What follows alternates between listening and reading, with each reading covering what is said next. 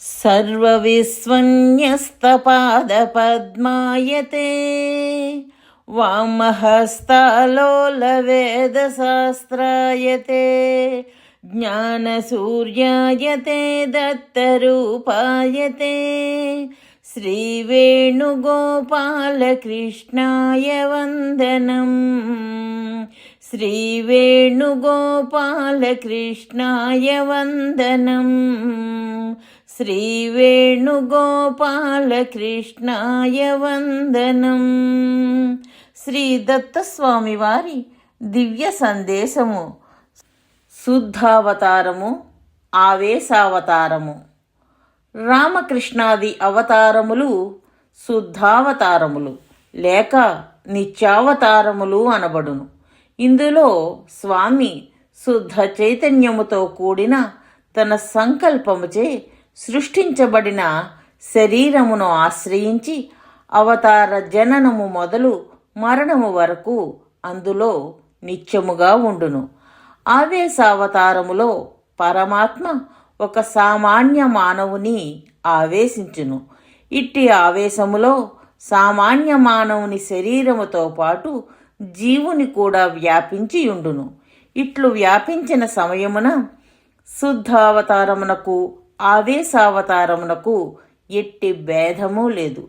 ఒక లోహపు తీగను కరెంటు వ్యాపించియున్నను, రెండు లోహముల మిశ్రమమైన తీగను కరెంటు వ్యాపించియున్నను, కరెంటు ప్రవహించుచున్నంత వరకు ఆ రెండును కరెంటు తీగలే.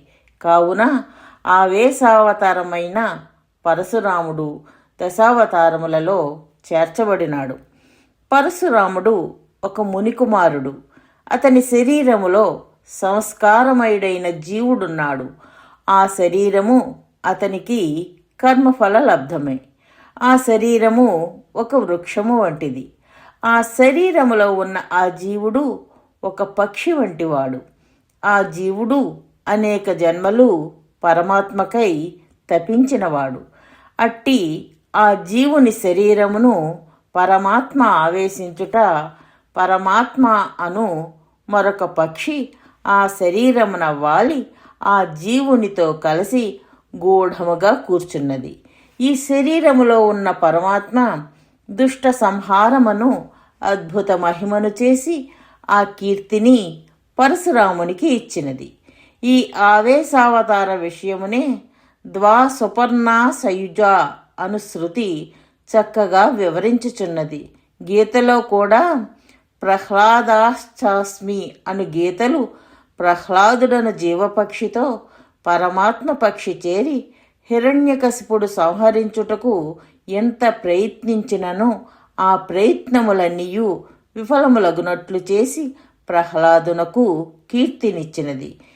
ఈ శృతిలో సఖాయ అను శబ్దము తపస్సు ద్వారా జీవపక్షి పరమాత్మ పక్షికి ఇష్టుడగుట సూచించుచున్నది. సయుజ అను శబ్దము దానికి సంతోషించిన పరమాత్మ పక్షి జీవపక్షిలో చేరుటను సూచించుచున్నది. స్వాదు అత్తి అను శబ్దములు జీవపక్షి కీర్తిఫలమును భోగించుటను సూచించుచున్నది. అనస్నన్ అను శబ్దము ఆ కీర్తి పరమాత్మ గ్రహించక జీవపక్షికి ఇచ్చుటను సూచించుచున్నది.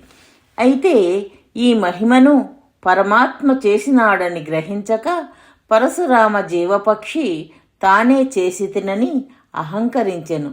ఇట్టి ఈ అహంకారమును నిత్యావతారమైన రామ పరమాత్మ పక్షి పోగొట్టినది.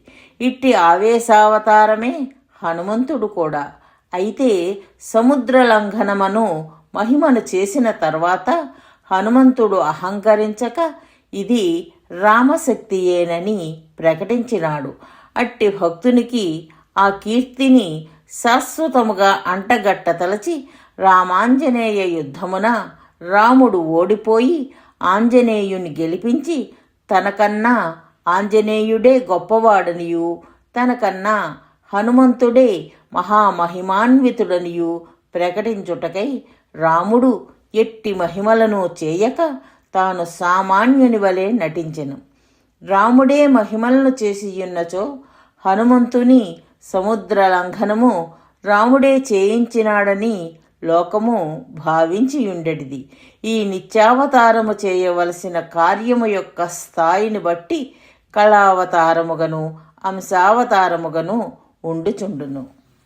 సూచన: ఆధ్యాత్మిక జ్ఞాన ప్రచారము చేయడము భగవంతుడికి అమితమైన ఆనందాన్ని కలిగిస్తుందని శ్రీకృష్ణ పరమాత్మ శ్రీమద్ భగవద్గీతలో చెప్పియున్నారు.